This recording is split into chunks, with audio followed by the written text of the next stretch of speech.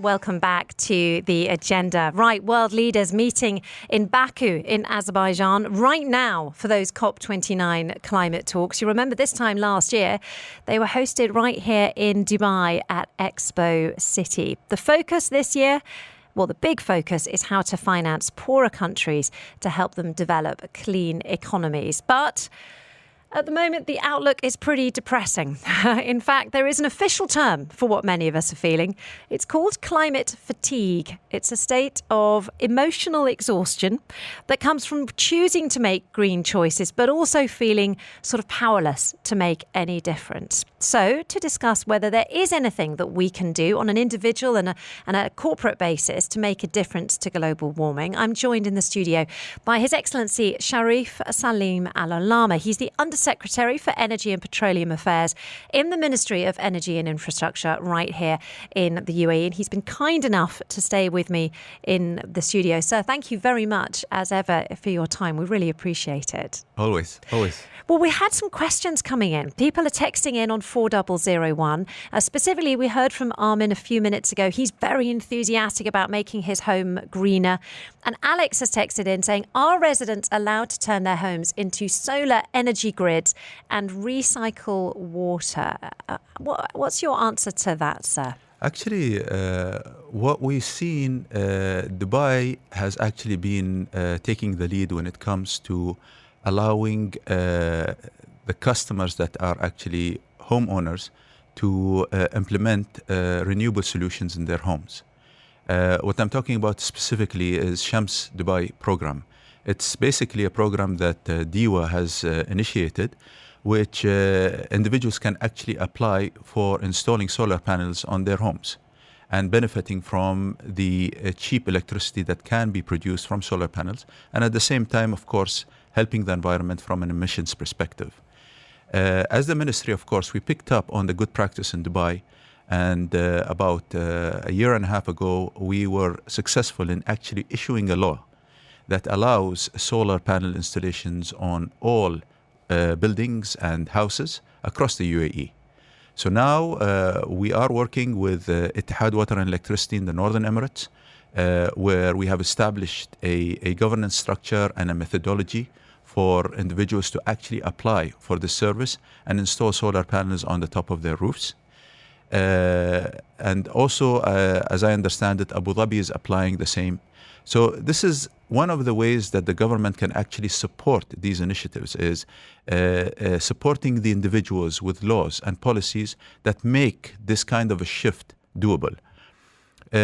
We are doing also quite a lot when it comes to the government in terms of what facilitation are we doing for the individuals in the country. We started off actually when we kicked off our energy strategy, is we kicked off a questionnaire to a big population of the residents in the UAE. And the idea from this questionnaire was to better understand the knowledge, the awareness that is available with the single individual, the single worker, the tourist in the country.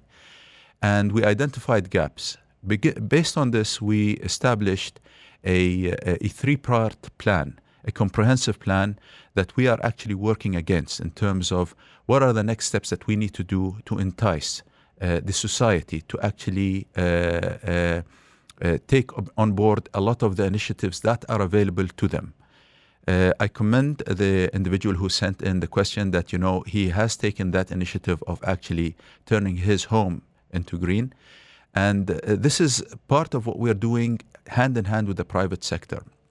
And I go back to your comment, where it comes to the global south, where we know that we as a global community have an issue, where they are not basically blessed with a lot of the financing capabilities to actually enhance the infrastructure they have to become more sustainable, less emission. Part of why we kicked off this Energy Efficiency Alliance was to share best practices with the entire globe. One example I'll give you is we have around 2,800 government buildings in the country, and this also includes mosques. When we did our analysis in the ministry, we found out that around 450 of these buildings consume around 70% of the energy. And for these 470 buildings, we are partnering up with the private sector, where we do not actually put any capital into upgrading all of these buildings. The private sector is actually funding the entire project.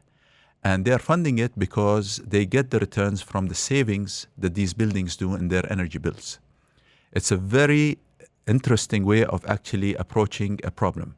The private sector actually gets a lot of work and they make their money with a certain margin. At the end of the day, we also, as government, who pay the bills for the government buildings, do savings. And at the end of the day, we also meet our sustainability criteria. Now, when we saw the success, we decided to actually expand that and go towards the commercial buildings. And we've seen unbelievable response from the commercial sector. In my last interview with you, I remember I mentioned that Aldar has shown a proactiveness and they have partnered up with us. They have allocated, I think, a number of malls, a number of hotels, a number of development projects that they have that they want to upgrade to become sustainable. Since then, there have been companies like Shoba Properties, A'mar, hotels like Millennium, Acre Hotels. I don't want to miss out any of them. Al Futtaim Group, Marriott Hotels, Danube. All of them have approached us. I'm talking about loads of buildings that they actually are keen in terms of engaging with the private sector and upgrading these buildings to become more energy efficient, i.e. having less emissions. So it is this kind of partnership that we see from a government perspective, getting the right private sectors involved and getting our sustainability agenda driven. Also, there was one good question that was raised in terms of incentives. At the end of the day, the incentives are there because if you look at it, the initial part is, yes, there is an additional cost on the individual. To upgrade my facilities, I will have to pay some additional money. But if you look at it from on a long-term perspective, you will be saving quite a lot when it comes to electricity bills. And at the same time, you would be meeting your sustainability and environmental goals. There are other things that we have done when it comes to transportation, let's say. We have enticed and we are encouraging the adoption of electric vehicles, electrifying the transportation sector. We are looking into solutions where we are trying to encourage the public to use public transport rather than have many cars emitting a lot of CO2 emissions into the environment. We have also encouraged the public to look into very basic nature-based solutions. It has to do with planting. I think one of the figures I have is there was, I think last year or something, there was around 5,000 mangroves planted. Myself, next Sunday in the weekend, I am off with a number of employees in the ministry and we're going to go and plant mangroves. So... You will be getting muddy. Yeah, but the idea... I've done it before, you get very muddy. And the idea over here is, Georgia, is leading by example. Yeah. Yeah, we all have to lead by example. It being government officials, it being, high-profile developers, it being even parents, leading by example for their kids. So I think we have done quite a lot when it comes to the ministry. There have been many laws that have been issued. There have been many policies that have been issued. When you look at the industrial sector, the industrial sector is a very competitive sector, which actually is built on a P&L. At the end of the day, it's the bottom line. How much money do they make for their shareholders? We have come up with the Ministry of Industry and Advanced Technology with a mechanism where industries or plants that become more energy efficient, in addition to them saving on their electricity bills, there are other incentives that they get. There is a program that we call in-country value. For plants that are more energy efficient, they get a higher score in their in-country value. That gives them an advantage when it comes to tendering for projects. So this is, I think, I try to address the questions that were raised by some of the individuals. Absolutely. And there's some more, hilariously, there's more questions coming in. So we're just going to nip to the news, if that's okay. I've run slightly late for it, but it's worth it because every single, it's absolutely fascinating to hear there of the various different elements that you're introducing for various different communities within the UAE. We are mid-conversation with His Excellency Sharif Salim Al-Olama. There's lots of wonderful messages coming in.